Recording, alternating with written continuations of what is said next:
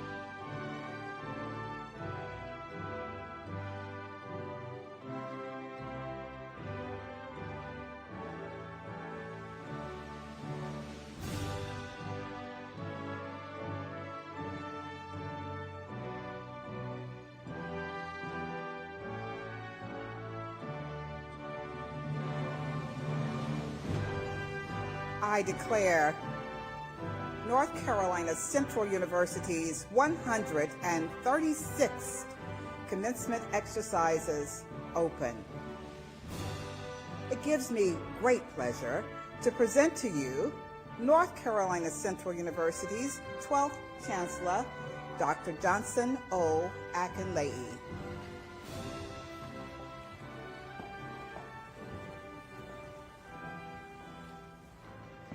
Welcome to North Carolina Central University's 136th commencement exercises. Today, we honor our graduates who have achieved a remarkable and lauded distinction in earning their undergraduate, graduate, or professional degrees. Each of you represents the epitome of perseverance and grace, having successfully completed your academic coursework in the midst of a global pandemic. As we know,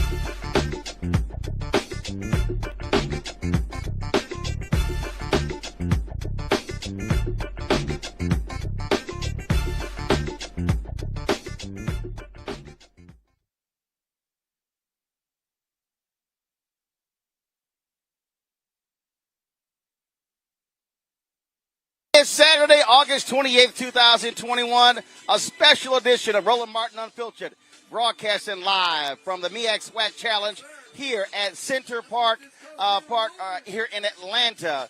Folks, it is North Carolina Central University versus Alcorn State University. We're going to be here from the Coca-Cola Fan Zone Complex. We'll hear from folks with both universities. We've also talked with here from officials from Coke, also ESPN. Game Day had broadcast live from here as well. We'll also, folks, have a various chefs, of course, cooking demonstrations here with Coca-Cola. Other sponsors here as well, folks. It's going to be a fantastic show for you as we hear. It's time to bring the funk from the MEAC-SWAC Challenge live from Atlanta. Let's go. He's got it. Whatever the biz, he's on it. Whatever it is, he's got the scoop, the fact, the find. And when it breaks, he's right on time. And it's rolling. Best believe he's knowing. Putting it down from sports to news to politics.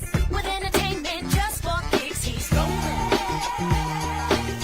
It's on go, y'all. It's Roland Martin, yeah. Rolling with Roland now. He's funk, he's fresh, he's real, the best, you know he's Roland Martin now.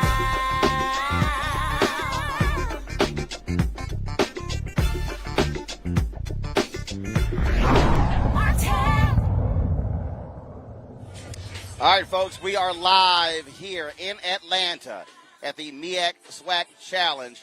Did not take place last year due to COVID, but they are back in business. This year it is North Carolina Central versus Alcorn State. What you're seeing here is the Coca-Cola Fan Zone. You see, of course, all the booths are set up. You're going to have all kinds of things happening here as well. So you've got Coca-Cola with their kitchen out here. You've got Aflac and Honda. You've got McDonald's with their space. We've got vendors here as well. And so a whole lot happening here, folks, in Atlanta for the SWAC MEAC Challenge. My man Big Tigger is up there DJing. And so we're going to have, of course, like I said, some various chef demonstrations with the Coca-Cola kitchen. And so we are glad to be in partnership with Coca-Cola here. Let's zoom in. Let's get us a shot of Tigger up there DJing. Let's zoom in, get a shot of Tigger DJing as he's doing his thing. I'm glad to be here, folks. It is fantastic to be out. Do understand we got social distancing going on, and so nobody's near me. Nobody's around. So that's why I'm chilling, of course, with the mask here. And so, like I said, Tigger's up there. He's spinning up there. He's DJing. We can go ahead and just give me a tight shot, my man Tigger up there. It'll be great. So he's doing his thing. And so, man, we are glad to be here. Glad y'all are here. We have been, of course, and we still are live streaming the Make Good Trouble rally taking place at the Lincoln Memorial in Washington, D.C.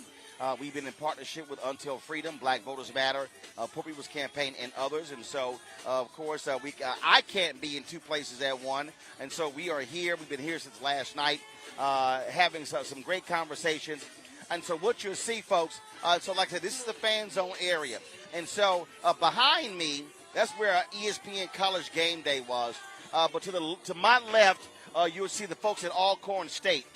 They got their big old tent set up for their alumni, the Alcorn State tent. So we got a shot. Let's get a shot of that. And so we got it. We got the camera there. And so Alcorn State, we got the Coca-Cola booth. So we got, they got food out here. They got all kind of stuff out here for all the folks, fans. Game time, y'all, is 7 p.m. Eastern, airing on ESPN, the main channel on ESPN. And so all these things are happening out here. So like I say, fans are going to be out here enjoying all the festivities. A lot of folks were out here this morning for ESPN Game Day. It was crazy packed as they were out here this morning for their broadcast. They were here live from 9 to 12. And so we were out here as well enjoying some of that. And so a lot of excitement. This game is back on. Of course, COVID has impacted so much of what could actually take place.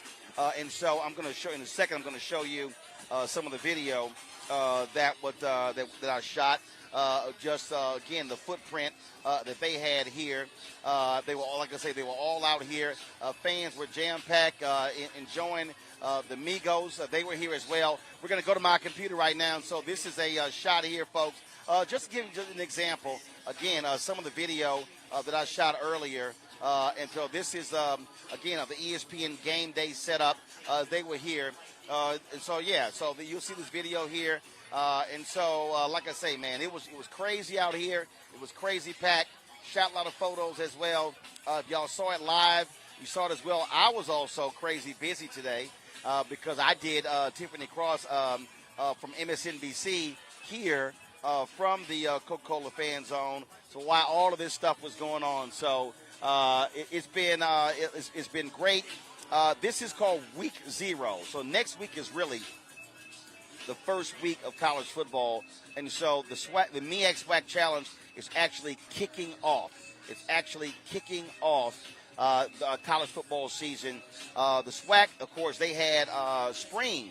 They had games in the spring, but for Alcorn State, they now have the opportunity to, of course, to play, and so they have not played since December 2019. And so COVID has impacted all of these schools in a huge way. And so we are here and so this is the stadium here. It's the old Atlanta Braves Stadium.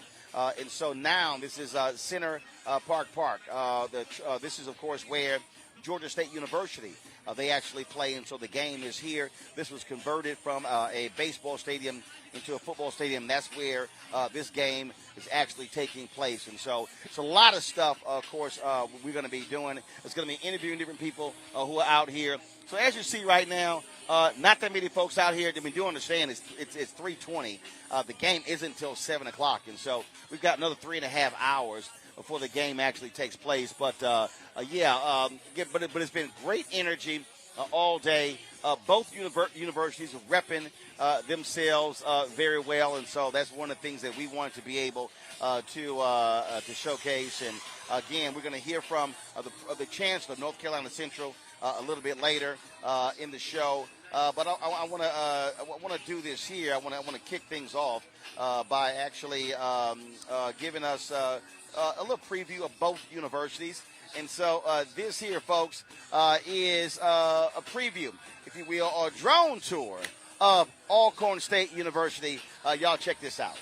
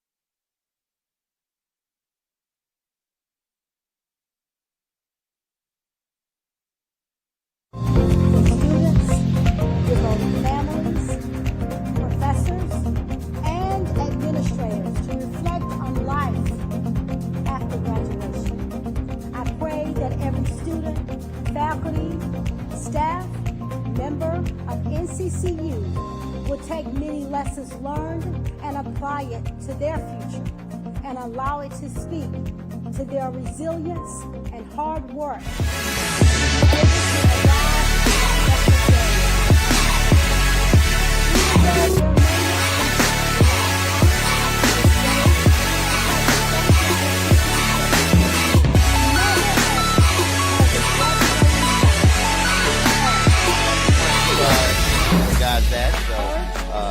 Great to be able to see all Hello and thank you for coming to Mississippi Valley State's now, virtual when I was talking We're to going to have the a lot chancellor of last fun. night, It's going to be very entertaining. I want you to he read was it telling today. me, so much has changed at North Carolina Central University since I visited there. I spoke on their campus a couple of years ago. He invited me to homecoming to show exactly what's going on there. And one of the things that they've done, they've broken ground at North Carolina Central on a new business school. And so I want to be able to show you that. So I was like, yo, that's great. So let's show you, again, the new business school for North Carolina Central. Y'all watch this. 8-word vision. And those 8 words are one goal, one team. Today is really a very value, special day in motion. in the life and of our indeed, institution. We are It in marks motion. an important milestone. With Squarespace, editing and adding pieces on my e-commerce site is quick and easy, so I can focus more on the creative part of my business. The very powerful learning experience for our students. It's going to be equipped with technological innovation, really think that we are. trading room, entrepreneurship room, and all of the training devices that our students need to move into the 21st century. We are moving our institution into the next phase of our mission. Thank you and enjoy. Our hope for the future is that with the construction of this new building, we can begin to attract even more students to our campus. Hello, so welcome. I want to introduce myself. I am your host, the one and only, Mr. I Bet You Won't, comedian Nathaniel Ramsden. Today you're going to hear from the band, you're going to hear from the academic departments, you're going to hear from the athletes, the Greeks, everybody, okay? So stay tuned. We look forward Let's to rock out. the finishing of this building, and we look forward to the actual ribbon cut when the building opens next year. Fall of 2022. We love NCCU because traditionally we have been in the business of educating students and preparing them for the future. This is in line with that tradition. We continue to look for ways by which we can improve what we do through the hiring of very strong faculty, through the expansion of our facilities, and through the expansion of bringing the best students to our campus. So we continue in that tradition that our founder laid down when the university was founded. We're excited to look into the future as we break ground on a new school of business building. This 76,000 square foot structure will house resources to advance our programs to offer space for innovation and physically resemble the 21st century business design model that our students will soon enter into. Located on the corner of Alston and Wasson Street, the building will be an Actually, I don't know. gateway to That's the new North Carolina gym Central on the University's right. That's the extension of With the research. inclusion of a new culinary lab and dining room, our hospitality and tourism program will be able to demonstrate in real time how to institute the kinds of innovation and best practices necessary to advance our students' prospective hospitality careers and the industry as a whole. We will have over 600 square feet of business incubator space to cultivate our student businesses and promote their entrepreneurial aspirations. A trading room to further support On our the left right financial there, management program. this is the An IT innovative building. This is where the mass communication students have classes and IT majors as well. And some IT classes are in the building.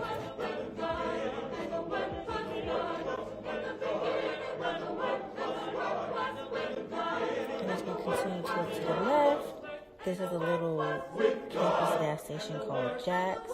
You get your gas and snacks. They literally have everything: braiding hair, needles, sewing hair, everything, soap. So this is the first boys' dorm. This is Revels Hall. Greetings and a warm welcome to the high school students. We are excited to have you as a part of our virtual high school day here at the workshops Educational through the Peggy Wing Ward of the Mississippi Delta. Mississippi a State volunteer income tax University. assistance for I low-income am residents, China a Slade, cybersecurity lab for high school of the and community esteemed training, engineering technology This a is the real lobby. estate center to support and a community proud service native learning of projects London. for our graduate They have an students, elevator. I am and humbly a served center for as entrepreneurship and economic Miss development to provide At the technical desk. assistance to small businesses. So Welcome. in Scheduled all the to be dorms you'll completed mainly in- see a RA sitting there.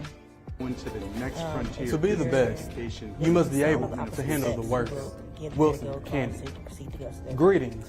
This It your is an honor hallway. and privilege to formally greet you as the 21st Mr.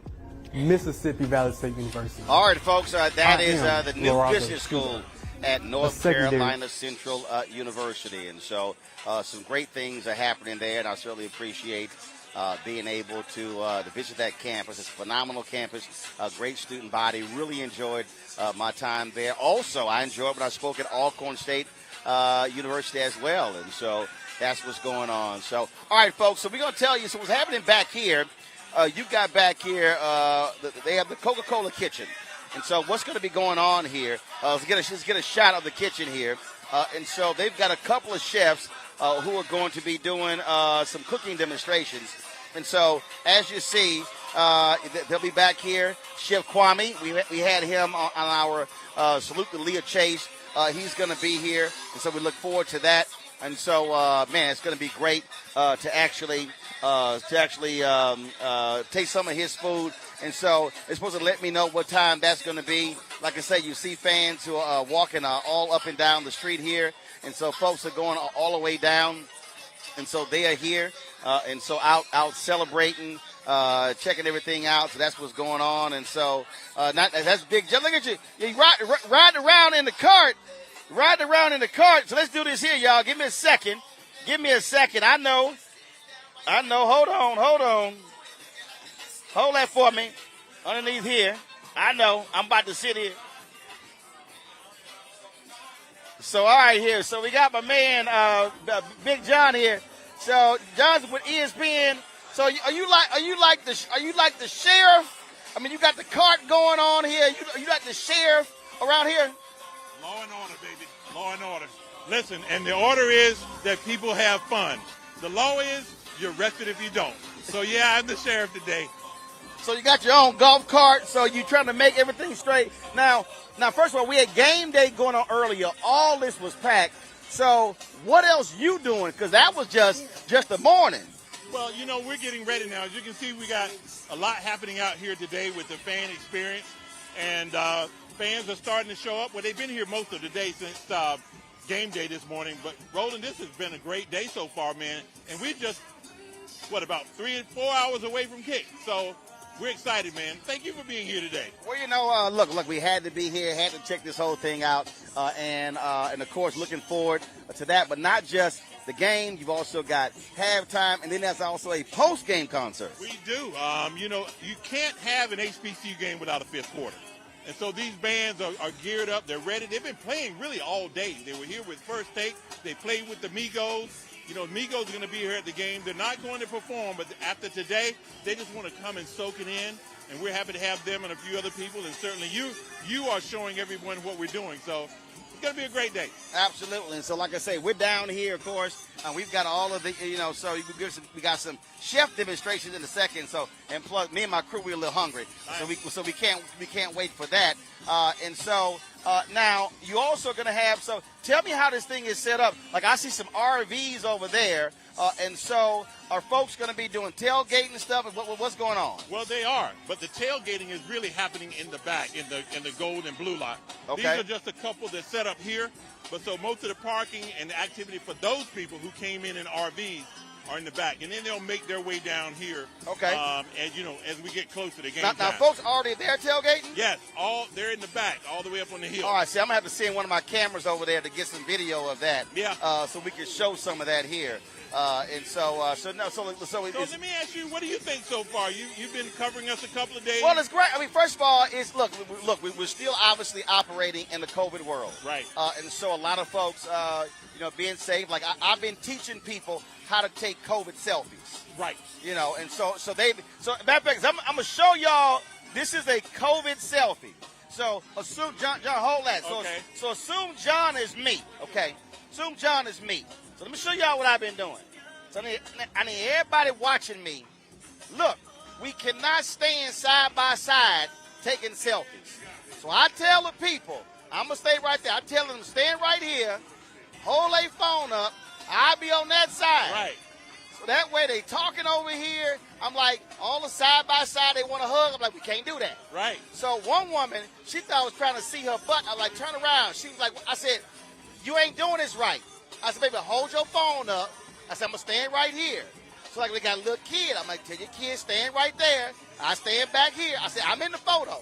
Right. So I'm having to teach them how to do COVID selfies. Right. You know. And so, you know one of the good things?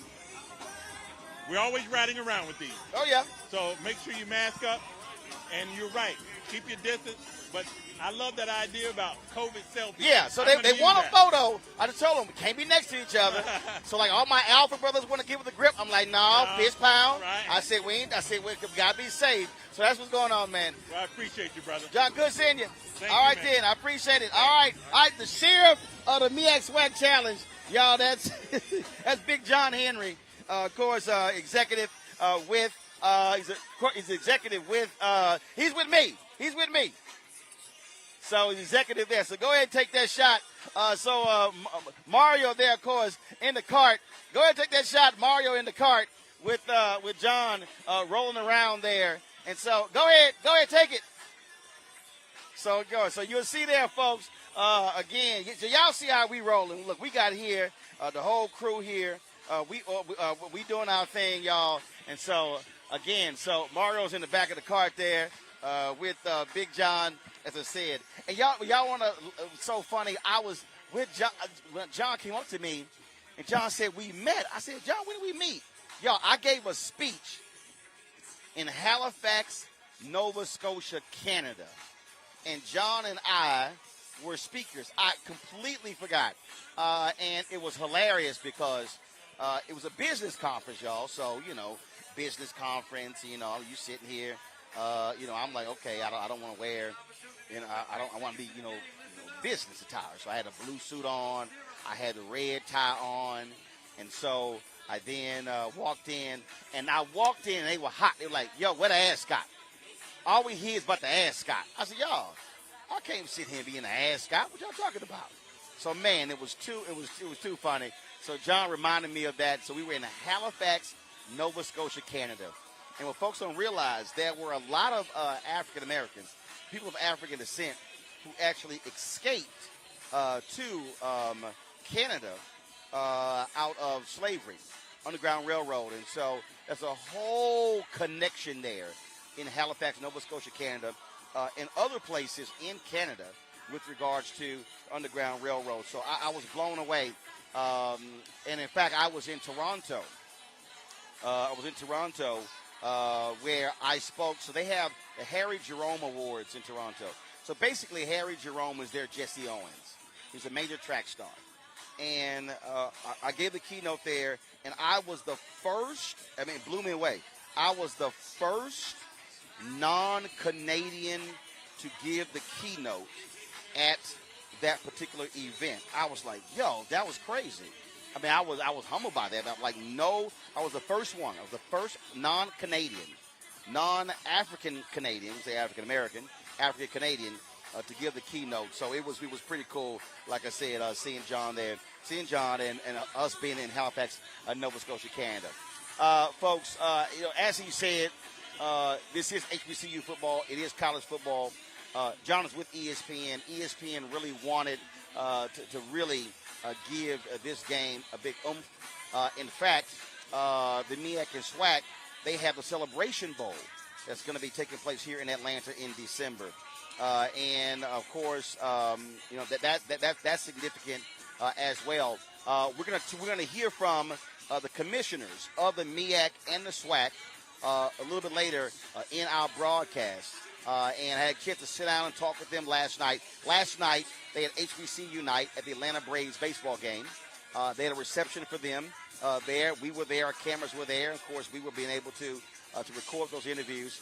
And it was great to talk with them about this game, about what this means for the conferences. And so that's what we were doing. And so we're gonna carry that for you, have that for you real soon. And so I'm looking forward to that. And so we want to show you some of that. And so we look forward to that. So like I said, folks, this is the Coca-Cola Fan Zone. You can come down here. You don't have to go to the game. If you're in Atlanta, you can come down to the Coca-Cola Fan Zone and, of course, experience this. You can experience it down here. So come on down. I've already had some folks text me. In fact, I got something for y'all. I have not put this on social media. I'm going to go ahead and say it right now. I have 4 prime tickets. 4 prime tickets to the MEAC-SWAC Challenge. If you would like to see this game, if in person, if you are in Atlanta, and it's 3:41, so if you're in Birmingham, you could actually drive up here in time to catch the game. So if you want to watch the game, I've got 4 tickets. Now, if you can't do it yourself, that's cool. If it's just 2 of y'all, 2 and 2. So what I want y'all to do right now, I'm trying to figure out. If you want to be here, if you want to go to the game, I got 4 prime seats from our friends at Coca-Cola.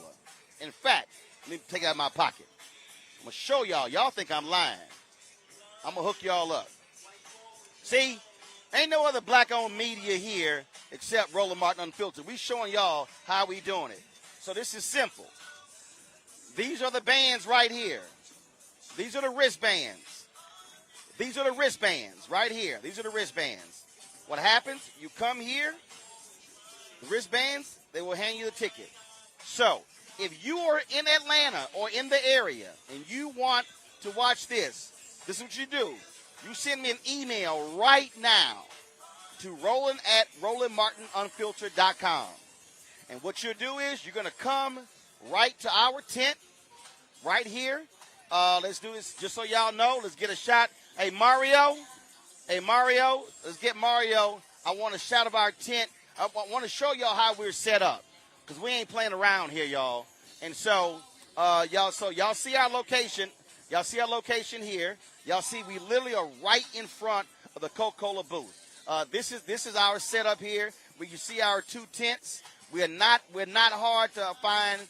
This is our whole setup, our whole crew out here. Y'all see how we do it. And so if you want to come to the game, if you're watching right now, I'm not putting this on social media. I'm going to absolutely only give this ticket to folks who are watching us right now. If you're watching right now from Atlanta and you want to come to the game, send me an email, Roland@RolandMartinUnfiltered.com. Roland@RolandMartinUnfiltered.com. If you want to claim 2 tickets, if you want to claim all 4 tickets, that's what you do. Send me that. Okay, so send me that. All right. So send me an email if you want to come to the game. Game time is 7 p.m. 7 p.m. If you want to come to the game, I can do 2 and 2, or I can do 4. And so whoever sends me an email first, you claim them. And what you'll do, you'll come down here to this location. You're going to come here, and you're going to come directly to see me.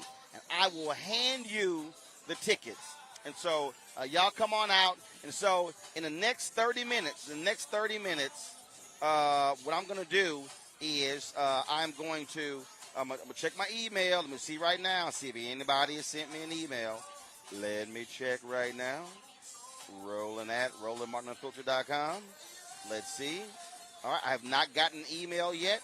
And so what I'm going to do is I am going to hold this until for an hour. It's 3:45. So in an hour, if no one watching claims these, then what I'm going to do is I'm going to put it on social media. So I got 4 tickets for folks, and so just want to let y'all guys know. That's what we got going on here. And so, I'm a full-service host. I'm a full-service host here, and so that's what's happening. And so, again, y'all, we got, like I say, we got the tickets going on. We got a food demonstration going on. So we're waiting for that to happen. And so it's supposed to be happening soon. Hey, find out about the food demonstration. What's up? So we're waiting on that. What time that's going to be? We're looking forward to, man, to showing y'all some of that. That's going to be pretty cool. And so, like I said, we're down here at the Coca-Cola fan zone at the MEAC-SWAC challenge. Man, they got free food. They got free drink. I see a whole bunch of hats and shirts over there. Folks are handing out. They've got the new Zero Sugar photo booth just to my left. So, man, there's all kind of stuff happening down here. And then, of course, you got McDonald's and Aflac. You got Honda. You got Cricket Wireless. They are the main sponsor of the game here. And so you got all that going. You got all the folks representing Alcorn State. You know, that's the alma mater. The late, great quarterback Steve McNair. And so you're going to see folks wearing the number 9 jersey of Steve McNair as well. And so all of that, y'all, is going on here, right here in Atlanta. And so, man, folks are excited about the game. They are excited about this experience. And so we certainly are looking forward to that. And just glad to be here with folks with Coca-Cola, with ESPN, everybody who's here. We're going to be broadcasting until 6:30, and then we're going to break down, go inside, and then set up, because we're going to also be live streaming. We're going to be live streaming halftime as well. Now, y'all know these networks, they don't necessarily show a little bit of the halftime. No. They've given us permission to go in, and we're going to live stream halftime.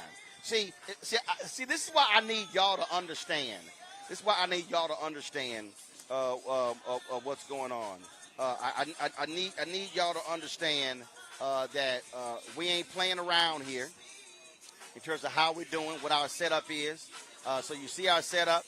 And so, man, look, we got it going on. We got our crews here. And so we appreciate them allowing us to do what we do. And so, man, just so glad to be here and to provide an opportunity to be able to bring all of this to you. Absolutely. So, man, it's a blast. I've been having a good time seeing folks, and like I say, man, we've been like letting folks know, how we do, practicing social distancing and all that stuff. But we've been doing all of that.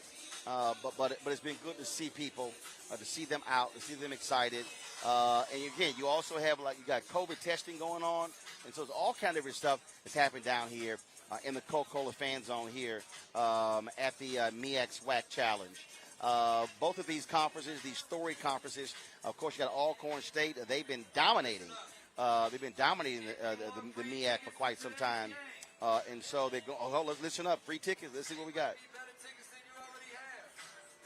Let's listen up. The ticker. If you want free tickets in today's game, courtesy of Coke Zero, I need you to come to the table right now. Come to the table right now. Tell me how many calories are in Coke Zero.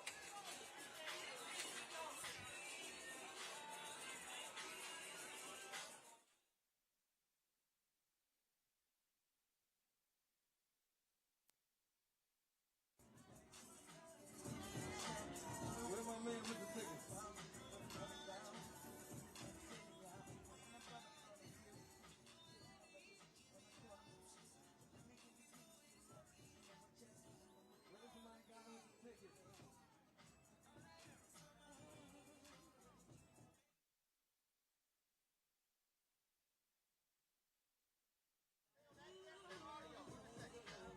The first person to tell the young lady down there how many calories are in Coke Zero gets tickets.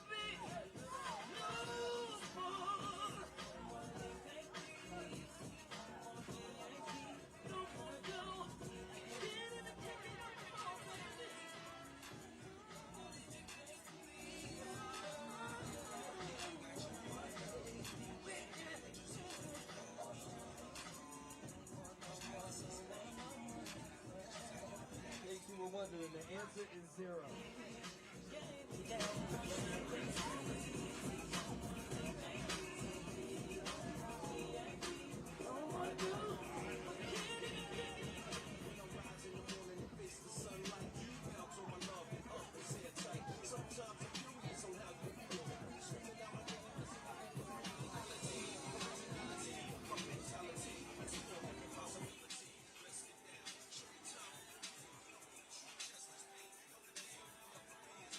Yo.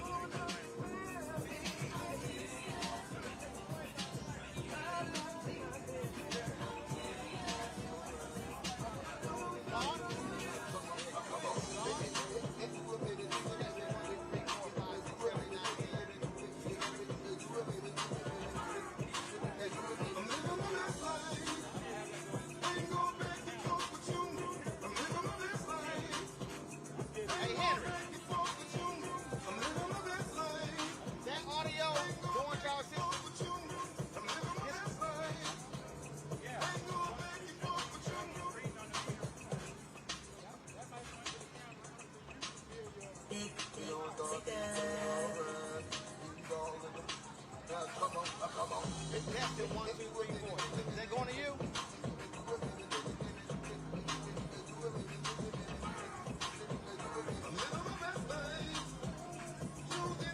It's going to you?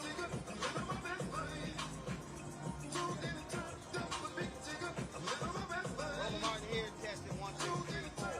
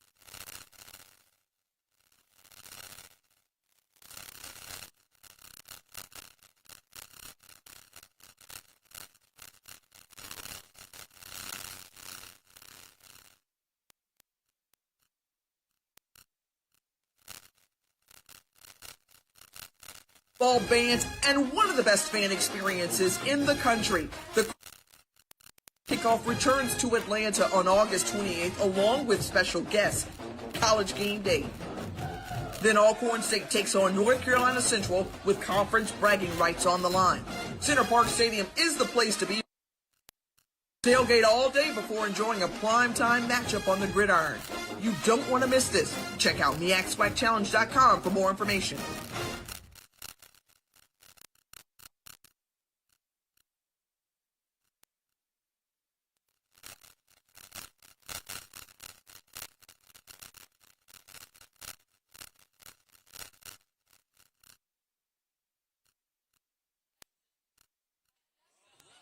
Football bands and one of the best fan experiences in the country. The kickoff returns to Atlanta on August 28th along with special guests. I'm back in the seat. I'm back in the seat.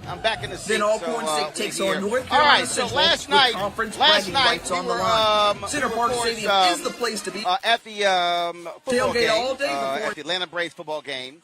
It was HBCU night there, and so we had an opportunity to enjoy the game, and I had a chance to talk with a number of people. So they had a reception last night for the conference, and so there were folks who were there. And Beth Marshall, she is Vice President of Communications for the Atlanta Braves. Got a chance to talk to her about some of the things that they're doing with HBCUs. And so here's my conversation with Beth with the Atlanta Braves. So Beth, this actually was perfect because the Braves do an annual HBCU night at the park, so y'all decided to put them together since the MEAC-SWAC calendar happened. It was perfect timing, and this is our third annual. We started in 2008, but we didn't have one last year. So we are happy to have you guys here as part of this year's HBCU night. So what all entails the HBCU night? I mean, are you communicating with the various chapters of schools in the area? And so what does it all entail? Yeah, being the team of the South, we cover our fan bases over 7 states, so that covers a lot of HBCU schools. So we contact all the schools, let them know what we're having. We just put a special ticket package together, and $3 from each ticket package goes towards the Atlanta HBCU alumni. Oh, cool. Which is great. And then we also sell co-branded HBCU Braves gear in the retail store. Now, I'm quite sure your HBCU grads who work for the club are really excited. We have 12 to 15, and this year we did little vignettes with everyone, and they're going to go on during the game tonight. So they are jawing at each other about each school. That's a wee bit competition right there. A little bit. And of course, so with this, and you also do a lot more, obviously, throughout the year, and obviously the huge deal, the Hank Aaron Awards. I was great to be an honoree at a previous one. And so there's a whole lot that revolves around that as well. There's a lot, and there's actually a lot that we do within the HBCU community and with HBCU baseball programs. One of the things we partnered with Rapsodo, which is a company that provides stats for different baseball teams. Those stats are then put into a database that's available to professional scouts. So for HBCU schools that don't have the budget for that, they now have the ability to have that so that their players get recognized. And we also do the Ralph Garr, Bill Lucas HBCU Classic, which is a game against 2 HBCU schools every March. Oh, that's cool. Yeah. That's cool. Yeah. Well, like I had a great time when we were honored. Of course, the drive around the field, the jersey, and of course, spending some time with the great Henry Aaron. And of course, he passed away earlier this year, and so his big number 44 right there in the middle of the field. Yeah, we miss him, and that's one of the small things we did for Henry this year. One of the other things we did is we created a fellowship program, and we have 2 fellows this year, a female and a male, both from HBCU schools. It's a 1 to 2 year program, and they will follow our president and CEO and shadow different departments so that we kind of increase the pipeline for anyone that wants to go into the business side of sports. All right, well, sounds good. Well, we're certainly glad to be here. Glad to hang out at this reception for the MEAC-SWAC Challenge. Well, we're happy to have you. Thanks for coming. All right, thanks a lot. Thank you.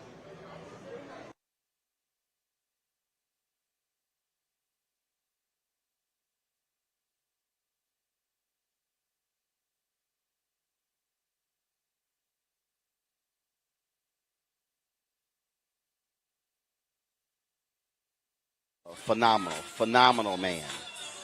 Not just baseball player, but a phenomenal man.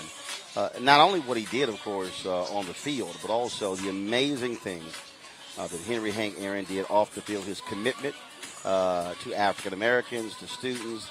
You saw there how he was honored by the Braves with his number 44 etched into the grass on the field there. And so, again, just a really, really great guy. And so the things that the Braves are doing to honor his life and legacy, shout out to his widow, Billy. It has been very tough for Billy, and so we certainly are thinking about her, thinking about again, his life and legacy. And so we want to thank the Atlanta Braves for continuing to do the work of Henry Hank Aaron, who passed away earlier this year at the age of 86. Also, let me shout out, today is the anniversary, the first anniversary of the death of Chadwick Boseman. Of course, a Howard University graduate, passed away at the age of 43, advanced colon cancer. And so, miss that brother. Miss our conversations, our chats, our text messaging.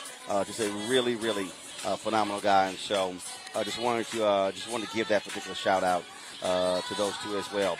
As I said, folks, we're broadcasting live from the MEAC-SWAC Challenge, Coca-Cola Fan Zone. A lot of things happening here. In a couple of minutes, Chef Kwame is going to start his cooking demonstration, and so we look forward to that. I want to make sure, so we all straight with audio and everything for Kwame? Are we all good? So we all good. All right, cool. All right, I want to make sure. So we want to capture all of that. You couldn't hear the interview. But what you may have heard there, we were talking to Michael Braxton with Coca-Cola, is that Chef Kwame plans on making a gourmet Philadelphia cheesesteak with gourmet Brussels sprouts. Now, I can't stand Brussels sprouts. Now, my wife loves her some Brussels sprouts. They stink. I don't know about y'all, but Brussels sprouts stink. I mean, I can't look when y'all ain't hearing me. When she sits here, man, with them damn things and make them in a house, I got to go.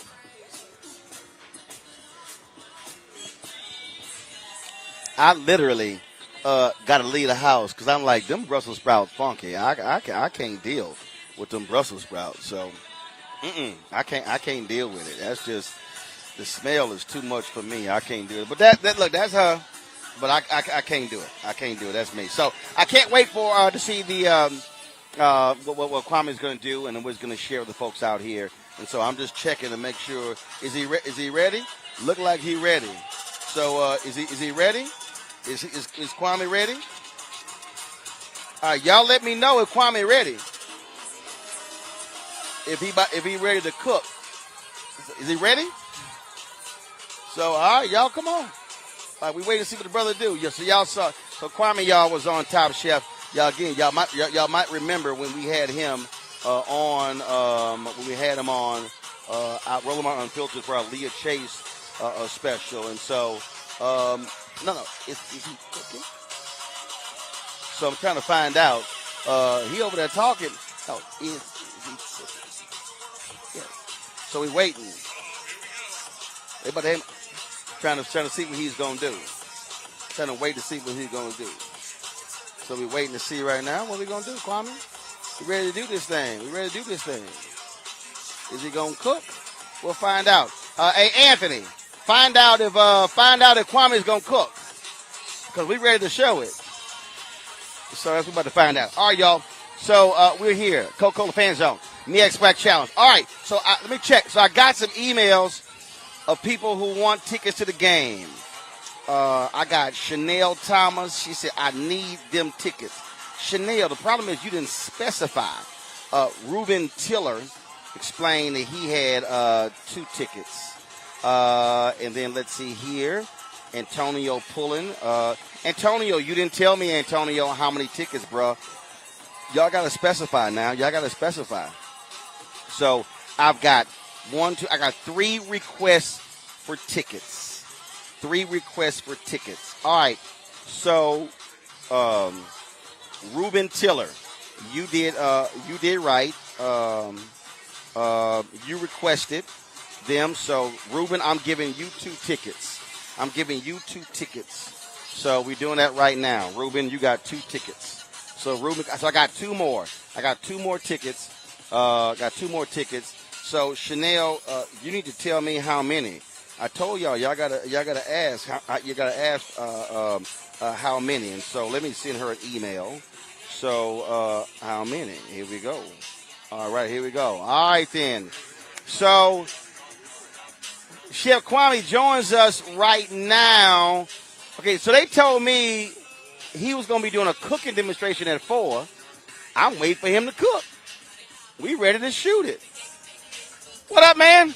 What's going on, brother? Oh, good. You here? So have you already cooked, or are you going to cook? I've been cooking up a storm. Okay, see, you've been busy over here. No, cooking. I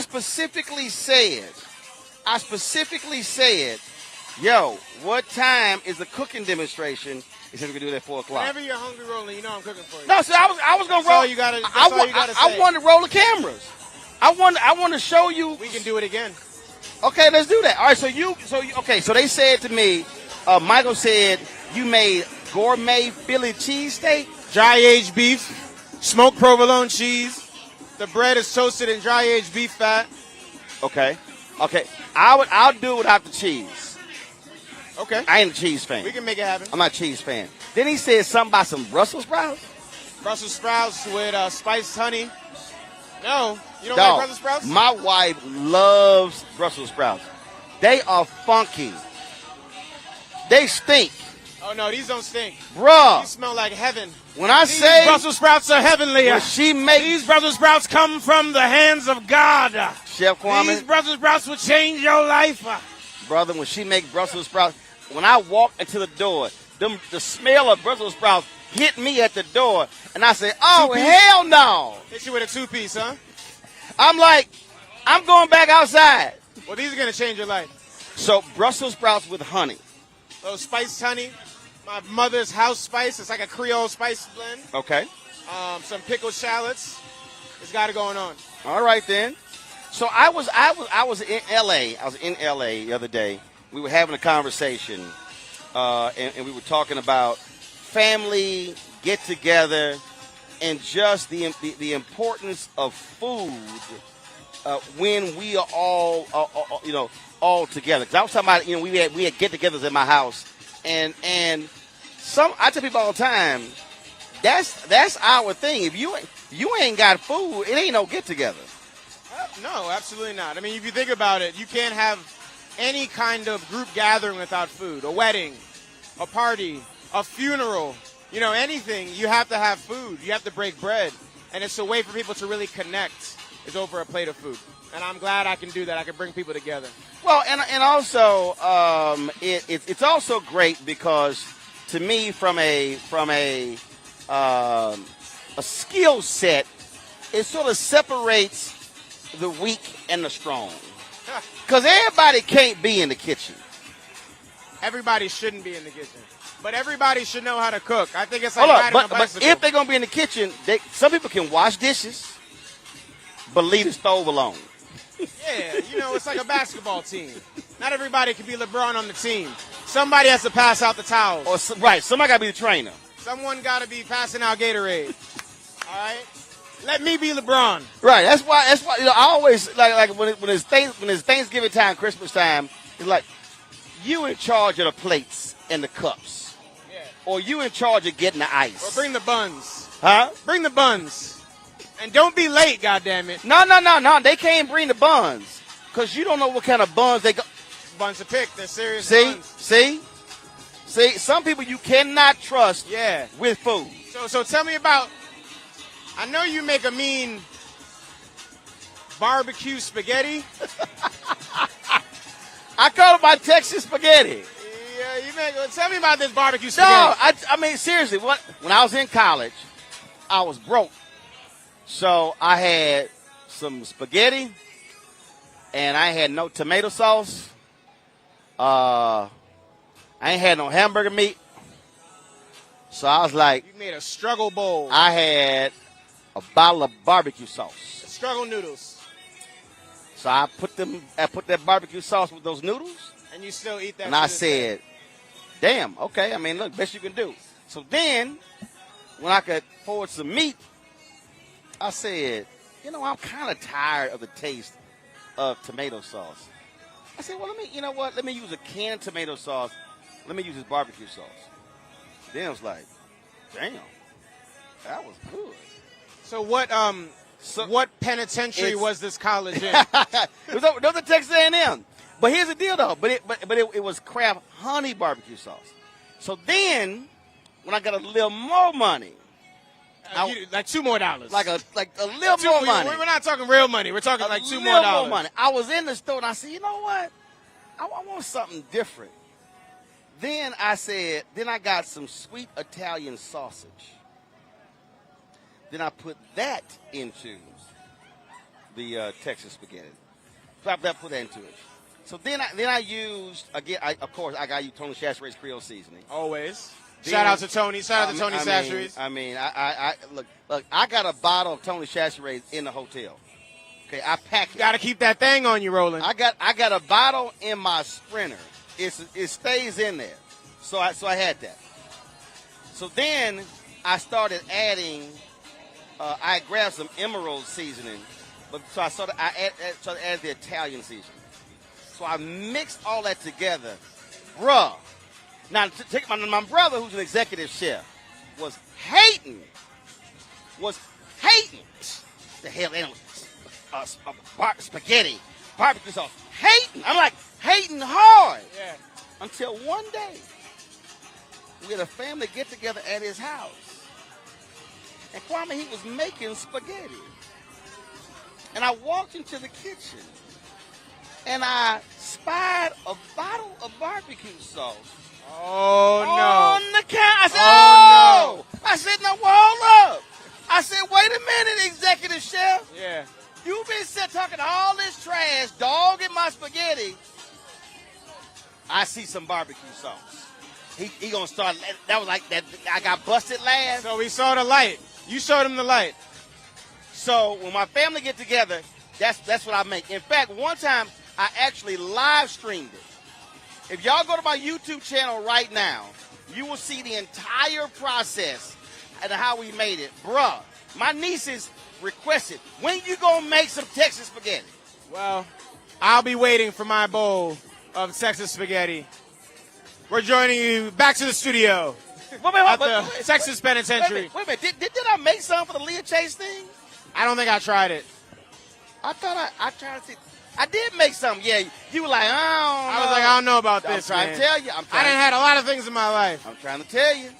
But now I want some. Kwame, I'm trying to tell you. Now you told me the story. Now I want some. I'm trying to tell you. You're going to be like, damn, that was. I'm going to twirl it on the fork. You're going to be like, I got other people who was like, Roland, I ain't doing it, who would send me emails like, I made some of that Texas spaghetti and dog, you wasn't lying. Sure they weren't trying to make you feel good? No, they were like, they sent me pictures. All right, I believe you. They weren't lying. So, I mean, I don't have much time to get in the kitchen.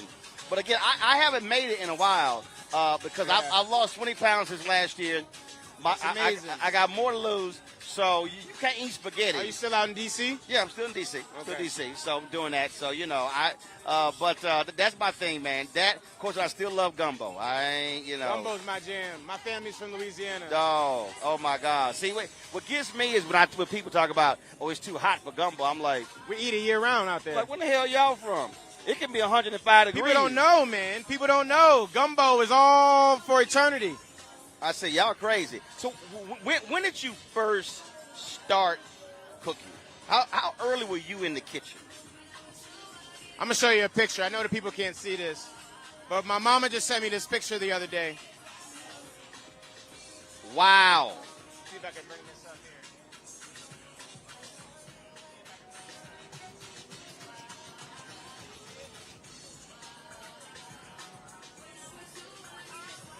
That's crazy. I had to be about 3 years old. Wow. Mama sent you that like 3 years old. Wow. Yeah. So, what did you start first doing? Sauteing the Trinity. We were Creole. Right. Sauteing the Trinity for gumbo. Everybody had to take a turn. So, yep. And then stirring the roux. And she like, look, baby, just stir. Just stir. Now, Mama, go smoke a cigarette real quick. I'll be right back, baby. No, Don't hurt yourself now. Were you stirring? She would tie my leg to the... Were you stirring with metal spoon or wooden spoon? Wooden spoon. See? Wooden spoon. Not everybody know that. Not everybody know. See, they don't understand. Yeah. Wooden spoon. It builds character. No. And it's a spoon that you would get beat with. Boom! I knew it. So I was knew trying you to were break going that there. thing at all times. I knew you were going there. My mama whooped more ass with spoon. I'd be like, yo, seriously? Yeah. Daddy used the belt. Mama used the wooden spoon. Mama used whatever's in reach. That's true. Whatever's in reach, you get hit with. So, but yeah, I started at a young age. She had a catering company that she operated from the house. See? And, same here. My grandmother had a catering business. Yeah, so I had to help out in any way I could. You were free labor. Yep. Child labor. Yep. Couldn't scream, couldn't go nowhere. Right. I mean, at least my grandmother threw us $30, $50. Oh, no, I didn't get it. She was lucky. Are the lights on? Is there food in the fridge? Then you're getting paid. And when I think that's what it was. When I think about it, because we were just in Houston, because I've had 2 aunts die in the last 3 months with the last funeral, and we were talking about these catering stories and what we had to endure. And I think if I had to go back and calculate the hours during the week and then what we got paid, I don't think it was $1.75 an hour. But when you 9 and 10, $50. Oh, it's a lot of money.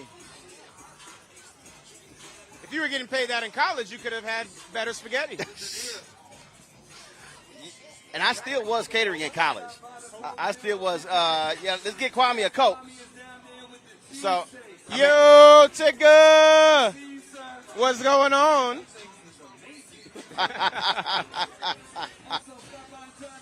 So, man, so you grow up. So when was it where you said, you know what, I'm about to make this my thing?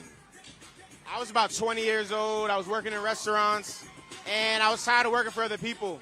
I wanted to cook my own food. So I was like, why don't I start a catering company? Like, I grew up in the business, and I didn't have any capital. So I was on the train coming home from work, and I saw a kid selling candy on the subway. And it just dawned on me that this kid was making way more money than I was tax-free. So I quit my job, and I started selling candy on the subway to get capital to start my own catering company. You started selling candy? M&M's. Wow. And you were 20. Yo, that is crazy. Yeah. That is crazy. And I saved up 20 G's, and I started selling candy. Selling candy. Wow. And you started a catering company. Yeah. Man. That's how that thing started. See, you gonna drink the Coke. I'm gonna drink the Powerade.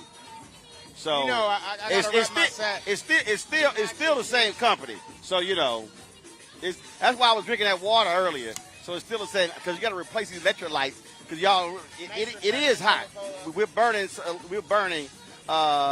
you got to replace the electrolytes out here.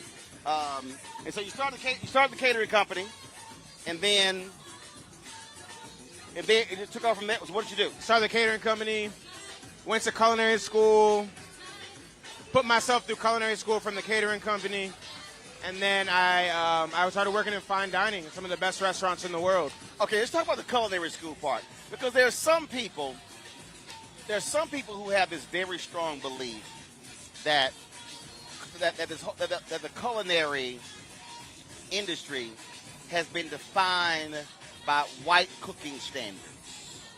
It's what defined? Has been defined by white cooking standards. Can I wear this? I mean, no, you don't need it. I can't hear you well. Okay, so when I was talking to Leah, when I interviewed Leah Chase, she talked about, she said the stuff that she said jambalaya and other items. She said that was frowned upon all of the French restaurants in New Orleans. She said, now you can't go to none of them without finding gumbo, jambalaya. She says all the stuff that we ate. And so I've heard this conversation among black chefs, this idea of, again, what's culinary excellence from a white Eurocentric point of view. Just your thoughts on that.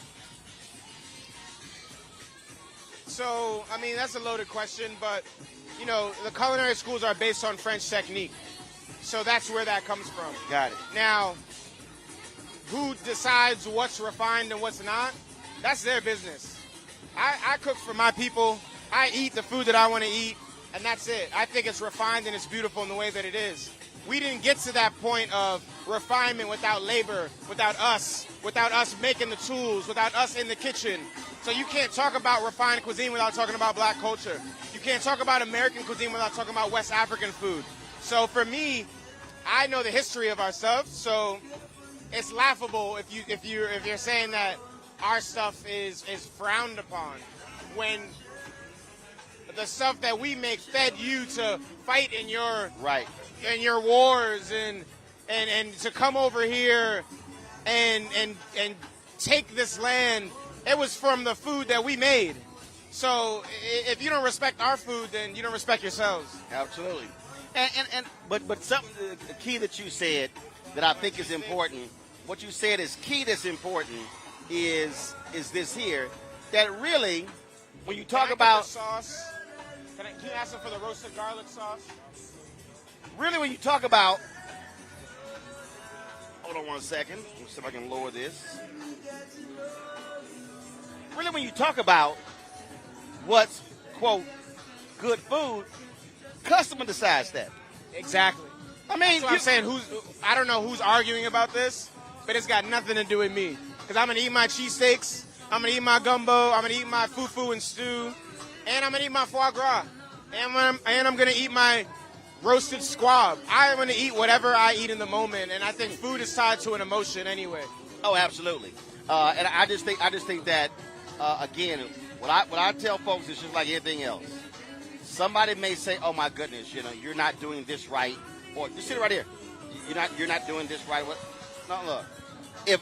If the customer happy, that's like if you got a family and there's 20 people and everybody when you done, everybody happy. That's it. That's in the conversation. Okay, so what is this? Yeah, get some of that. What is this? What are you putting on? So we have a roasted garlic aioli on microphone.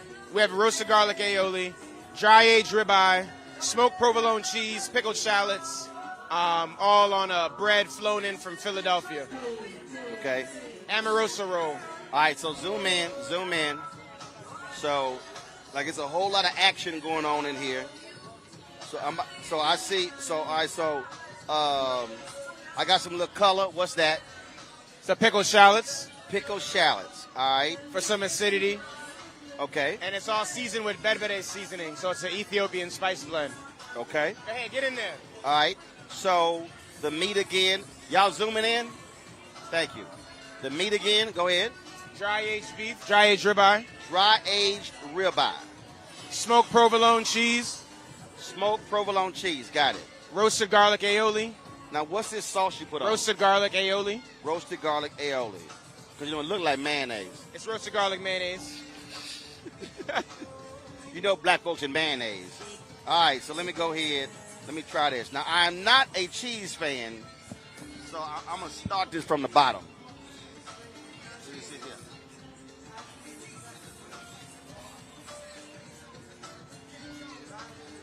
Drag it with the sauce and everything, but... That's good, player. That's good. And the bread is phenomenal. Bread is good. If you're not going to eat the cheese, you got to get the sauce on it. No. I got you. I mean, you can't just like do all of it. You got to savor it. So, all right. So let me see here. So now I'm about to do the sauce with the roasted shallot. Yeah. Roasted shallot To give it some acidity? Is that what you said? To give it some acidity? Acidity, yeah. Gotcha. So we're about to taste some of the acidity. We about to be sedidity, tasting some of the tasting some of the acidity. On the Roland Martin Unfiltered. It's gonna be sedidity, daily tasting some digital of the show. Acidity.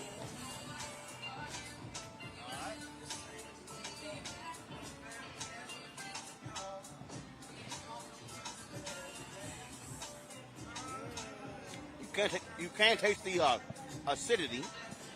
That's good, Doc. But I really like that bread. A lot of bread is hard. That's real good there. Glad you like it. Glad you like it. That's real good there. I like that. See, my brother's watching, and he knows how I am about sauces. I drive him crazy because I don't like sauces on it. I really like if it's just prepared without sauce. Really? Oh, you're a picky eater. I drive him crazy. Oh, yeah. I am. So, a couple more questions for you. What are you doing now? You have a restaurant, or what are you doing? So I started a media company. I moved to LA, and I started creating television shows. You moved to LA? Yeah. Because you were in DC area. Yeah. So what you moved to LA? So I moved to LA about 8 months ago. I started a media company. We've been developing shows. I've been hosting shows like Top Chef and Chopped. I have a movie coming out that's based on my life story. And I finished my 3rd book. So just staying busy. Wow. And then I just came off of doing an event called the Family Reunion in Middleburg, Virginia. It's a celebration of black and brown contributions to the food industry. Oh, wait a minute. You know what? That's Salamander. Okay, y'all about to laugh. So Angela Rye was there. Yeah. Angela hit me. I thought Angela said she was attending her boyfriend's family reunion. No, it was my family reunion. I don't live far from. I'm in Leesburg. So you come next one.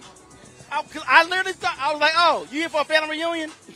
She didn't tell me all that. That's hilarious. She probably thought you knew what it was already. I didn't. It was a big deal. Dave Chappelle came.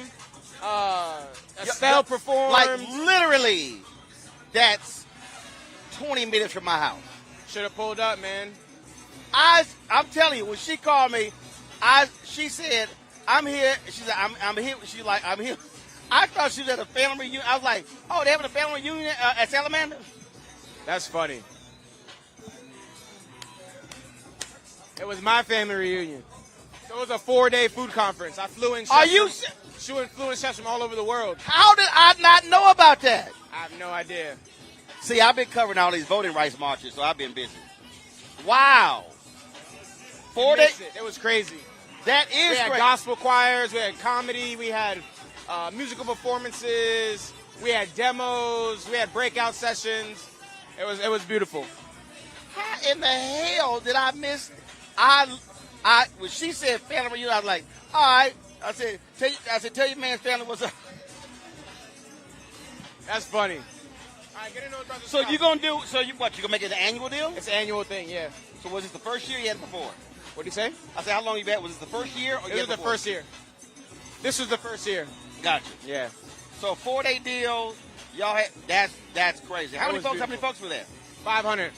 Wow. So y'all packed out Salamander. Yeah, we had COVID tests upon arrival. You had to be vaccinated. It was beautiful. It was beautiful. Bro, that is crazy. All right. Now, so let's be clear. I am to Brussels. So let's just be clear. I gotta head back in the kitchen. Let's be clear. I am not a Brussels sprouts fan. My wife is ridiculous. So that's what they all say. No, I'm trying to tell you. I've never done this before. No, I'm trying to tell you on this one. She can tell you. So, in fact, if I FaceTimed her, she watch it right now. So this is her thing. So you made these with, you said spiced honey? Spiced honey. Okay. And Creole seasoning.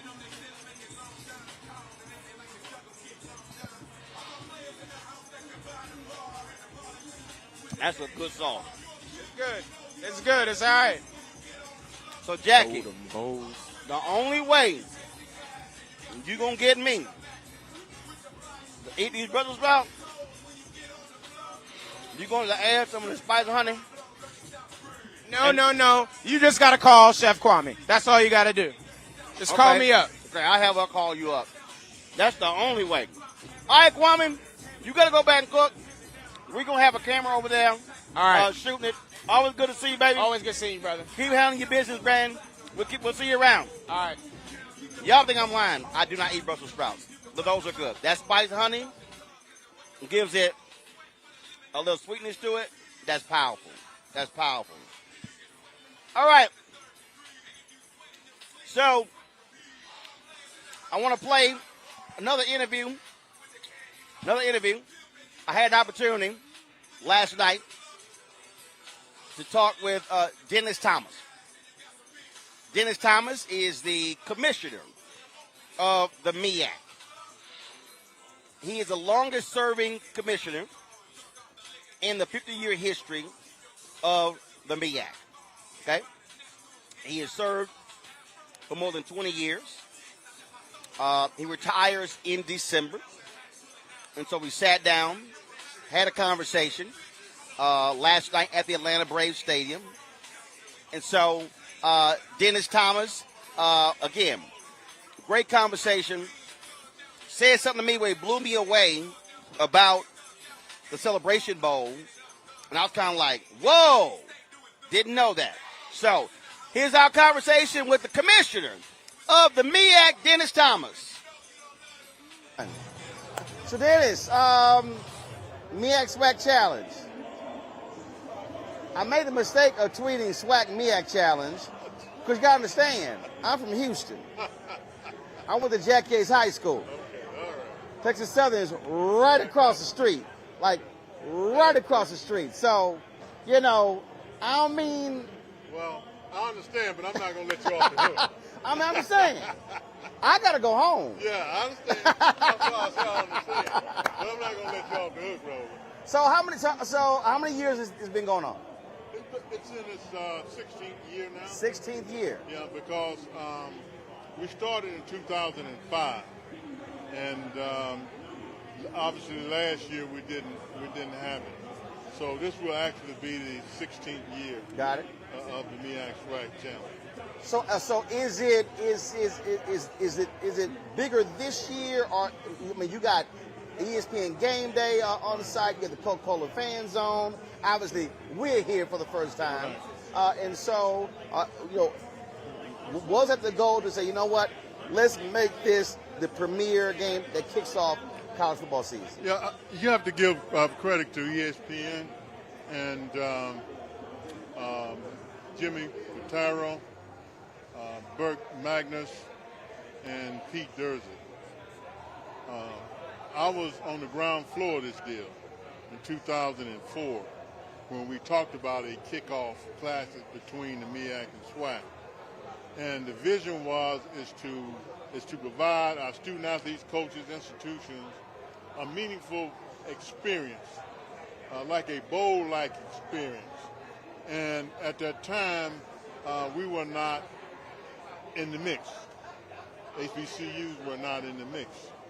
So I have to commend ESPN. And then when we solidified the kickoff, the MEAC-SWAC Challenge, I recommended to ESPN at the time, I said, you know, we need a postseason bowl game as a bookend to the beginning. Right. And Pete Dursey said, well, I need to run that by my people first. I said, well, man, this will work. This will work big time. So he did. He came back, and ESPN brought into it. And Roland, I took it back to my membership. I was excited about it. You know, I'm the one that brought it up and pitched it. And my membership said, no, I don't think we want to do that right. And you like, say what? And I said, look, this is a unique opportunity. We have ESPN, the worldwide leader in sports and entertainment, to own the game. So I worked for 10 years, a decade. It took a decade? 10 years.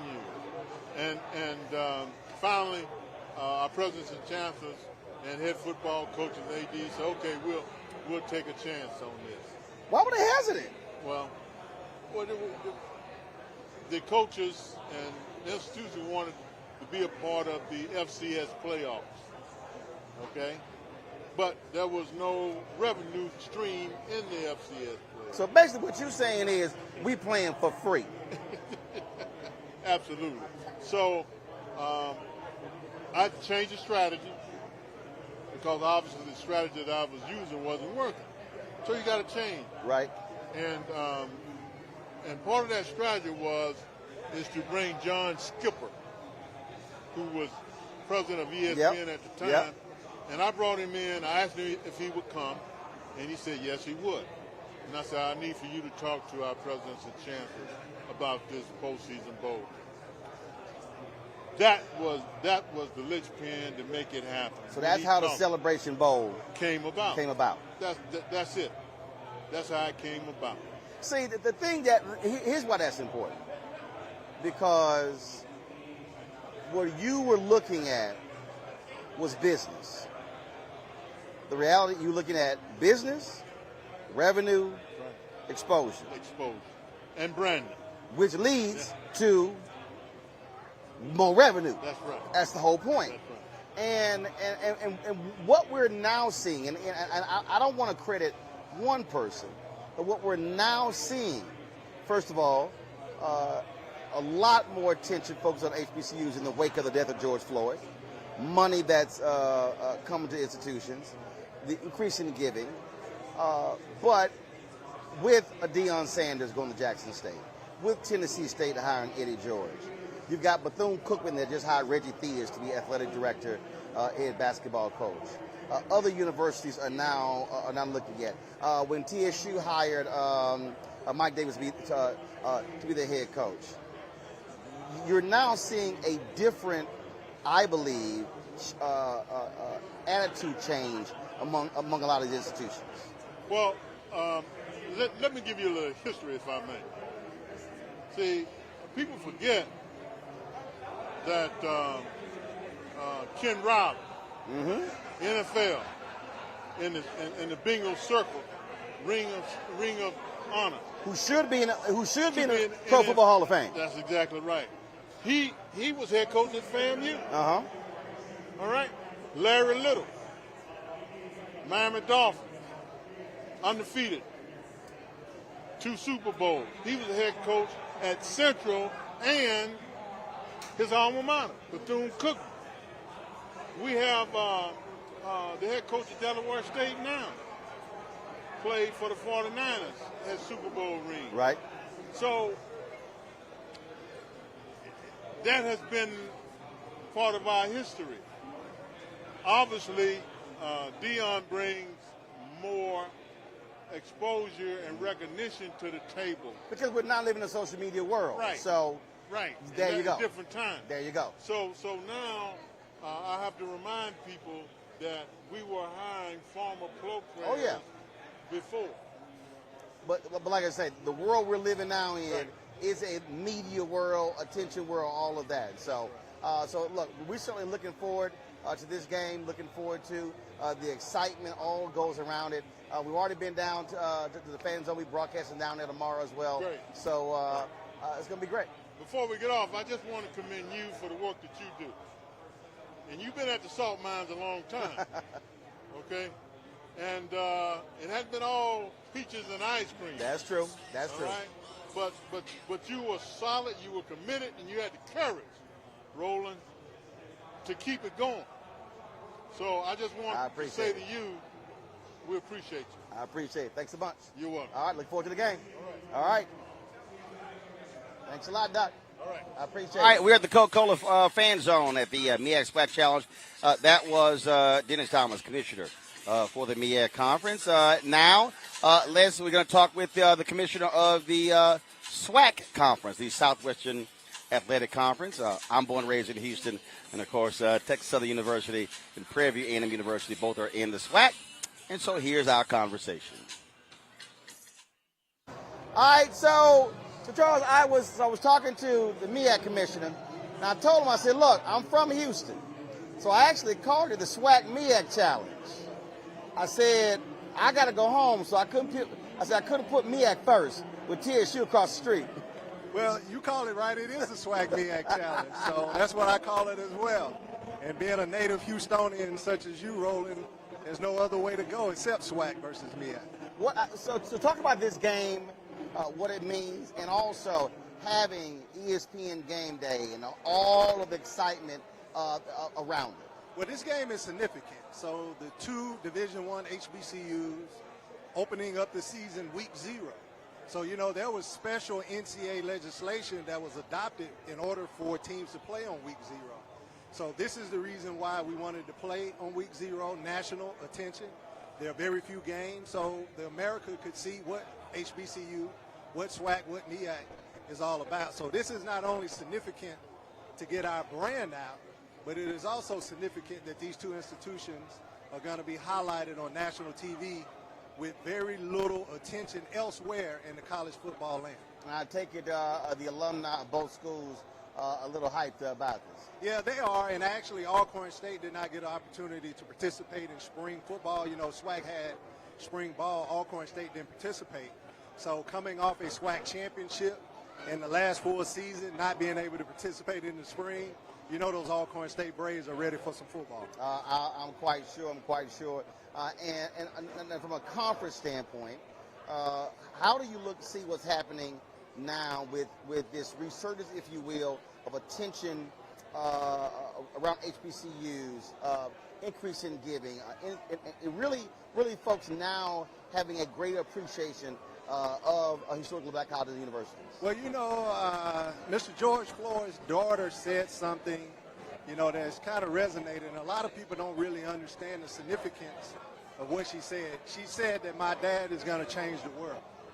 And a lot of people focus on the social justice aspect, but I can tell you the overwhelming support from a corporate standpoint, the overwhelming support from ESPN, our sponsorships have increased significantly. The donor base for our member institutions have increased significantly. The opportunities for us to play on national TV has increased significantly. And for a large majority of the momentum came from the movement stemming from George Floyd's death. So his daughter was absolutely right. Her dad has changed the world in many ways, in many more ways, I should say, than what they originally thought. All right, then. Well, look, we certainly looking forward to it. Glad to be here. Our first time broadcasting here, and so it's going to be a great weekend here in Atlanta. Hey, thanks for having me on your show. Thanks a lot. All right, then. Certainly glad to chat with Commissioner McClellan about what they are doing here in the SWAC. And so, as I said, this is the MEAC-SWAC Challenge, or he said it, the SWAC MEAC Challenge. And so certainly glad to see, again, opportunities they're providing for students attending historically black colleges and universities. And so we appreciate that. And so in a second, so a lot of y'all were telling me that when we played the video of Alcorn State, the drone tour of their campus, they could not hear. And so we're going to try to re-cue that up again so you can actually see that. In addition, we're going to play back again. Some of y'all missed it in the first hours. Some of y'all missed it. And so we're going to play that. So Alcorn State, I was perusing their YouTube page, and I came across the video, and I said, "Oh man, you know what? I want to show that." And so we want to show that. We also going to hear from the Chancellor of North Carolina Central University.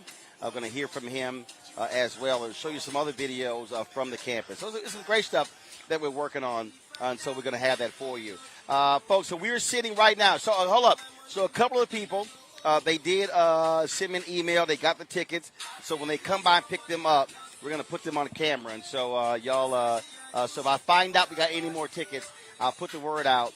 And so I gave away 4 tickets here in Atlanta to the MEAC-SWAC Challenge. The folks are going to come pick it up. So that's what we're going to do it. As I said, we're here in the Coca-Cola zone. All the folks are coming down here. All the folks are doing. And so we are, of course, here. Parking lots are filling up. It is almost a little more than 2 hours. A little more than 2 hours from game time.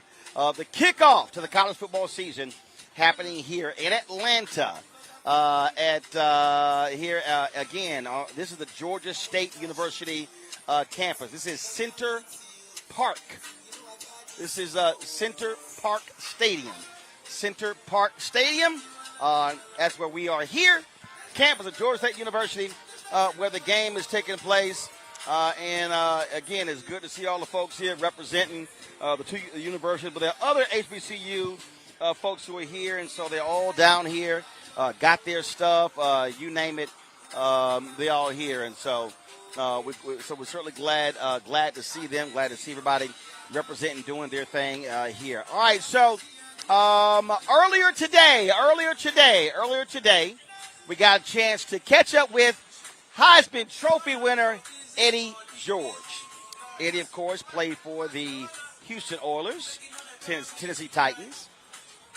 Eddie retired, a lot of stuff in business, and he got an opportunity to become the head coach at Tennessee State. Let me give me some water. At Tennessee State University. So Eddie was on ESPN Game Day. I sent a text to the president of Tennessee State, Dr. Glenda Glover, saying, yo, trying to get Eddie. So she texted Eddie, texted the athletic director.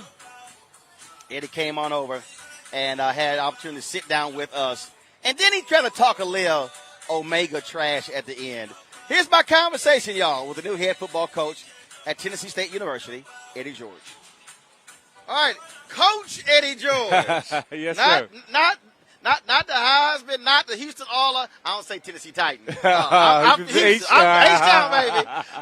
Head coach, why? Why did you say, you know what, let's do this? Well, after not going into all the details and take you back to the beginning, we'll be here all day. After really doing a lot of soul searching, looking at the opportunity that was presented before me, wasn't searching for it, didn't think I would ever go into coaching. I had to really listen to say, okay, is this my next step, what God wants me to do?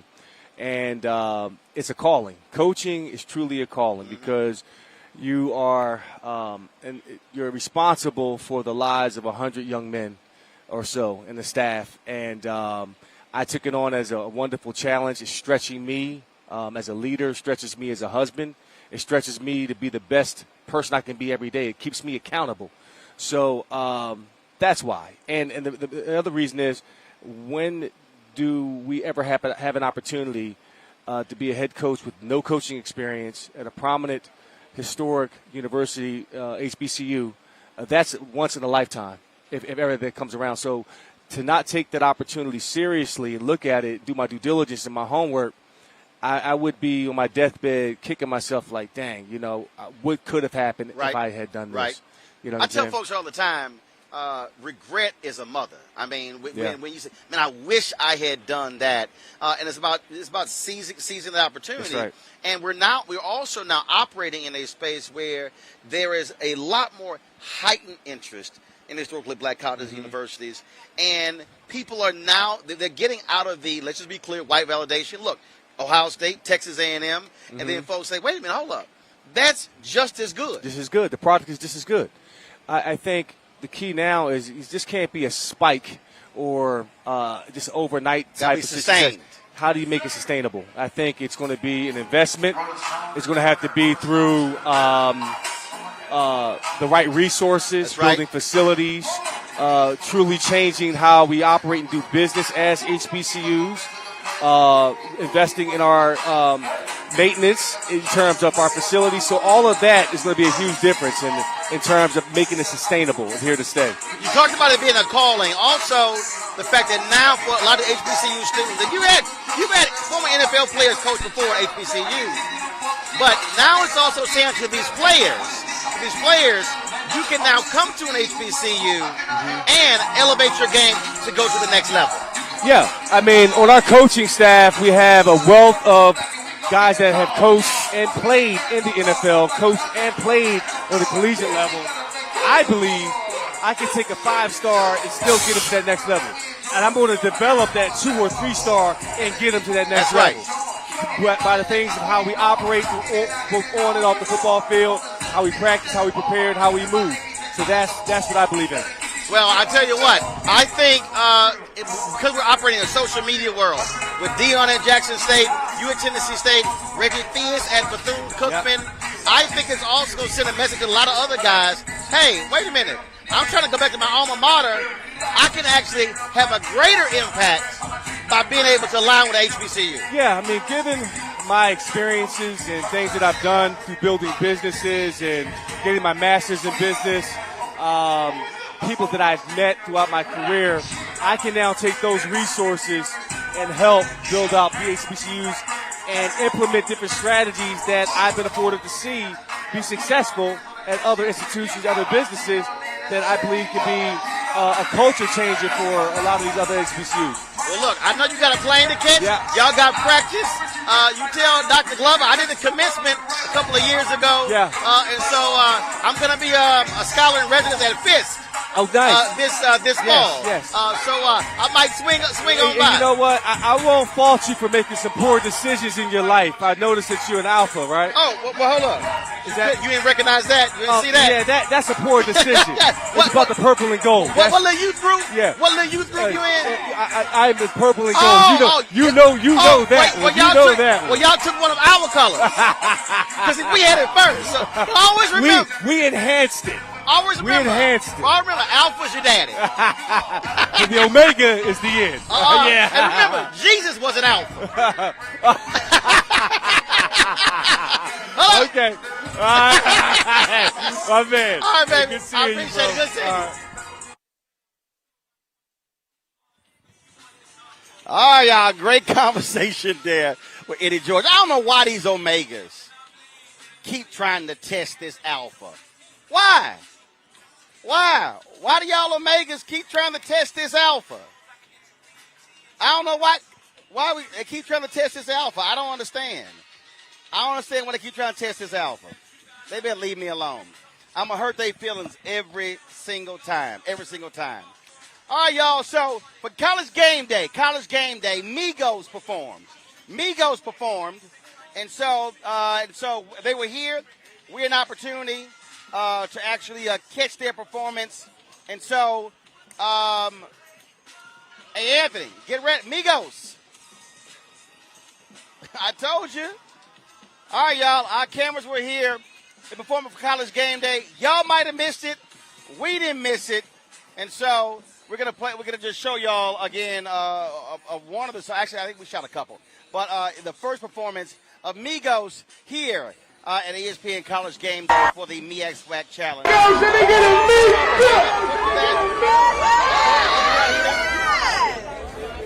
we got Drumline. All right. Let's get our remote camera. No. I need that. The remote camera. You look good.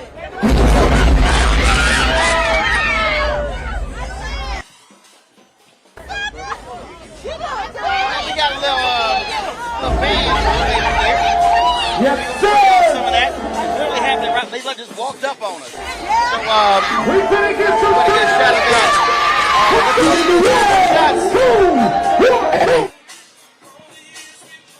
All right, y'all. Here we go. All right.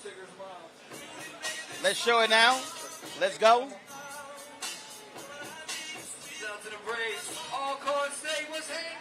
Let's get that. North Carolina Central is happening. Crane.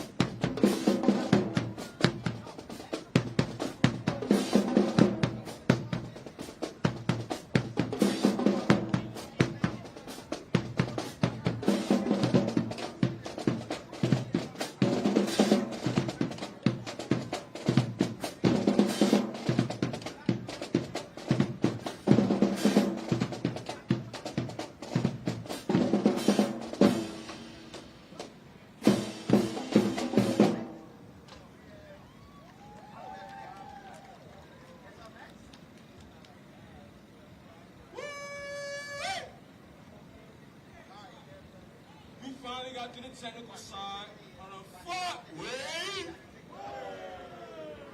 And now it's time to get groovy. Y'all ready to get groovy with us? I can't hear none of y'all. I said